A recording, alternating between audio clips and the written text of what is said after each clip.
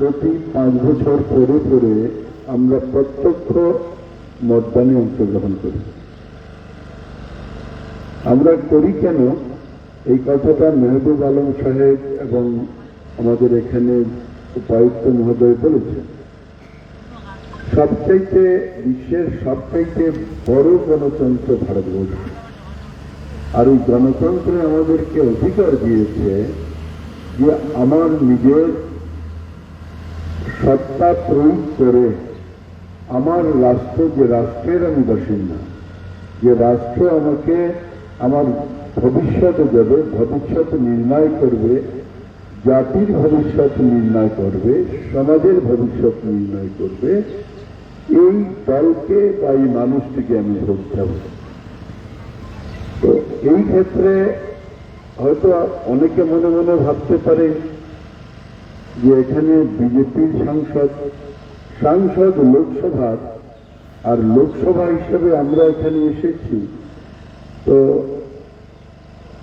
এই যে লোকসভা হিসেবে এলাম, আমাদেরকে আপনারা নির্বাচিত করেছেন, আমরা গিয়ে একজন নেতা নির্বাচন করব, এই নেতা সমগ্র ভারতবর্ষকে পরিচালিত করবেন, আর এই যে পরিচালিত করবেন, এই পরিচালনার মাধ্যমে আমাদের ব্যক্তিগত জীবন, আমাদের সামাজিক জীবন, আমাদের রাষ্ট্রীয় জীবন নির্ণয় হবে।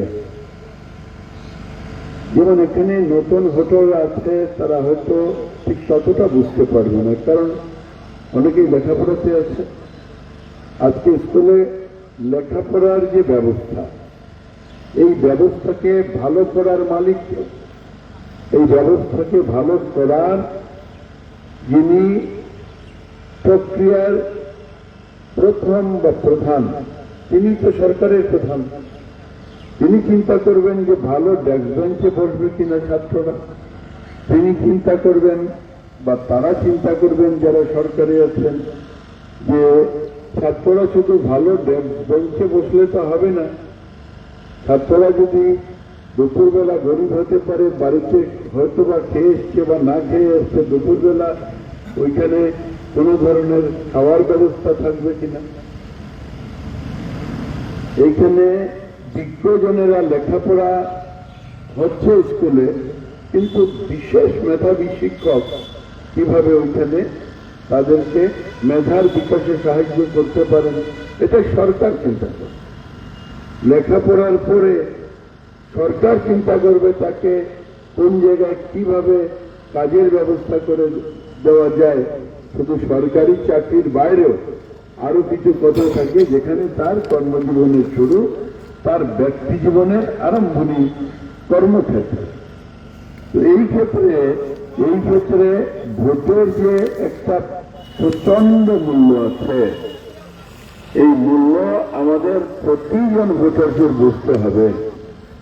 আমি এখানে রাজনৈতিক সমালোচনা করতে আসিনি, এখানে কোনো দল বা কোনো বিশেষ ব্যক্তির সমালোচনা করতে আসেনি, কিন্তু আমি এসেছি বা আমরা এসেছি যে প্রত্যেকটা ভোটারের কতটা দায়িত্ব আছে প্রতি বছর এই ভোটার ডেতে আমাদের স্মরণ করার আবশ্যকতা আছে প্রতিজন ভোটারের। যেমন আমরা জন্মদিন পালন করি শুধু কেক কাটার জন্য নয়, জন্মদিন পালন করি যে বিগত বছরে আমরা কতটা কাজ সঠিক অর্থে আমার জন্য করলাম, পরিবারের জন্য করলাম, রাষ্ট্রের জন্য করলাম, আমি কতটা ভালোভাবে সঠিকভাবে রাষ্ট্রের নাগরিক হিসাবে, পরিবারের সদস্য হিসাবে আমি কাজ করতে পেরেছি। ঠিক এইভাবে ন্যাশনাল ভোটার্স ডে, এই দিনে আমরা নিজেকে জিজ্ঞেস করব যে আমি যে ভোট দিয়েছি, এই ভোট দেওয়ার মাধ্যমে যে সরকার বা যে পঞ্চায়েত বা যে জেলা পরিষদ বা যে বিধানসভায় যাকে পাঠিয়েছি এমএলএ, উনার মারফতে কতটা কাজ বা কিভাবে এই ভারত বিকশিত হওয়ার পথে এগিয়ে যাচ্ছে, এই কথাগুলো আমাদের ভাবতে হবে। কারণ এটা রাষ্ট্রীয় কাজ, রাষ্ট্র যদি সঠিক থাকে তাহলে আমরা ঠিক থাকবো। আজকের দিনে সবাই এই কথাটা ভাবতে হবে যে রাষ্ট্র কার হাতে কিভাবে, কারণ এটা গণতান্ত্রিক প্রক্রিয়া, এখানে অসংখ্য দল আছে, অসংখ্য বলছি এই জন্য দলের তো অভাব নেই। নির্বাচন আসে আর নির্বাচনে অংশগ্রহণ করি যারা আমরা ভোটে, কাজে এখানে কোন দল, কোন ব্যক্তি, কোন মানুষ সঠিকভাবে রাষ্ট্রের উন্নয়নের জন্য কাজ করবে, এই কথা প্রতি বছর একবার যারা প্রবীণ ভোটাররা আমাদের ভাবতে হয়। নতুন ভোটার যারা আছেন, শুধু নতুন ভোটার হয়েছে যাকে তাকে ভোট দিয়ে দেবো এরকম নয়, কারণ ভোটের সঙ্গে আমাদের রাষ্ট্রের সম্পর্ক আছে। আমরা যারাই এখানে আছি আমাদের সম্পর্ক আছে প্রত্যেকের। এই যে এখানে আমাদের ডিসি মহোদয় এখানে এসছেন, তো ডিসি মহোদয় নিশ্চিতভাবে তিনি প্রতি মাস প্রতিটা ক্ষণ কাজ করেন, কাজ করার পরে প্রত্যাশা আছে যে আমি আমার দরমা পাবো। এখন আমরা এমন সরকার বানালাম যে দরমাও দিতে অর্থাৎ স্যালারি দিতে পারে না, তার অর্থনৈতিক ব্যবস্থা শেষ হয়ে গিয়েছে। তখন উনি ডিসি হিসেবে কি কাজ করবেন? করতে পারবেন না। আপনি হয়তো মাঠে কাজ করেন, ফসল ফেলান, আপনি ফসল খুব পরিশ্রম করে ফেলালেন, কিন্তু বাজারে নিয়ে আসলেন যে বাজার মূল্য হঠাৎ করে হয়তো লোকের হাতে টাকা পয়সা নেই বা অর্থনীতির কোনো জায়গাতে আমরা উত্থান করতে পারিনি, তো আপনার ধরুন একটা প্রোডাক্ট নিয়ে আপনি বাজারে আসলেন, তার প্রোডাকশনের দামই আপনি পেলেন না, তো আপনি কি করে মাঠে যাবেন? সব ব্যবস্থা নষ্ট হয়ে যাবে। কাজে সরকারের সঙ্গে সব ব্যবস্থার সম্পর্ক থাকে। আর ওইখানেই আমরা যারা প্রবীণ ভোটার আমরা বুঝতে হবে যে কিভাবে আমার রাষ্ট্রটা আমরা উন্নয়ন করবো। রাষ্ট্রের উন্নয়ন মানে আমার ছেলের উন্নয়ন, আমার মেয়ের উন্নয়ন, আমার ভবিষ্যতের উন্নয়ন। এই যে রাস্তাটা আছে সামনে, এই রাস্তাটা ওই তখন ছোট্ট ছিল, তারপরে কি করে বড় করলাম, এই মুহূর্তে আরো কি করে বড় হচ্ছে, ভবিষ্যতে আরো বড় হওয়ার প্রয়োজন আছে কিনা, এই কথাগুলো চিন্তা করবেন কে? যাকে আমি ভোট দিয়ে পাঠালাম, আমরা ভোট দিয়ে পাঠালাম।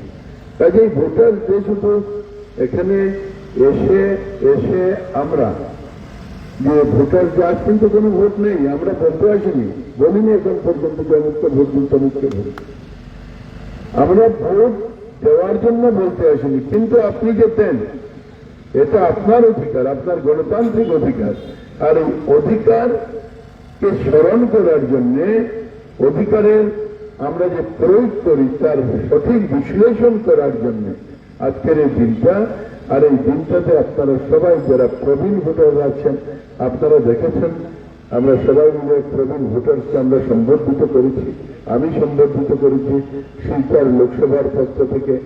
নবীন ভোটারকে ডিসি সাহেব, এখানে জয়েন্ট ডিরেক্টর সাহেব এবং আমরা সবাই মিলে নতুন ভোটার্সকে ওয়েলকাম করেছি। কেন? যে এই ভারত নির্মাণে তারা যাতে সঠিক বিবেচনা করে তাদের মত প্রয়োগ করে। আর পুরানো ভোটারকে সম্বর্ধনা আমরা এই জন্য দিয়েছি যে আপনি জীবনে যত ভোট দিয়েছেন, এই ভোটগুলো দেওয়ার মারফতে যে আউটপুট হয়েছে দেশের জন্য, মানুষের জন্য, সমাজের জন্য, এগুলো ভালো করে বিশ্লেষণ করে আপনারা যাতে ভোটে অংশগ্রহণ করেন। কেউ বললো পরিমল চক্রবর্তী আপনার কুটুম, পরিমল চক্রবর্তী গিয়া হইলাকে ভোট দিলাই যাবে না। আপনি কেন দেবেন? আপনার রাষ্ট্রের যদি উন্নতি না হয়, আপনার রাষ্ট্রের যদি বিকাশের পথ সুগম আপনার ভোটের মাধ্যমে করতে পারেন না, আপনি দেবেন কেন? আপনার কুটুম তো দেশকে রক্ষা করতে পারবে না, আপনার কুটুম তো আপনার সমাজকে, আপনার পরিবারকে উন্নত করতে পারবে না। যদি করে তাহলে আপনার ভোট যে সরকার তৈরি করবে, ওই সরকারের মাধ্যমে আপনার পরিবার, আপনার রাষ্ট্র উন্নয়ন হবে। এই ক্ষেত্রে এখানে সূর্যেরও দাবদাহ আছে। তো এই ক্ষেত্রে আমি আর বক্তব্য দীর্ঘায়িত না করে এই পরিসরে যারা এসছেন সবাইকে পুনরায়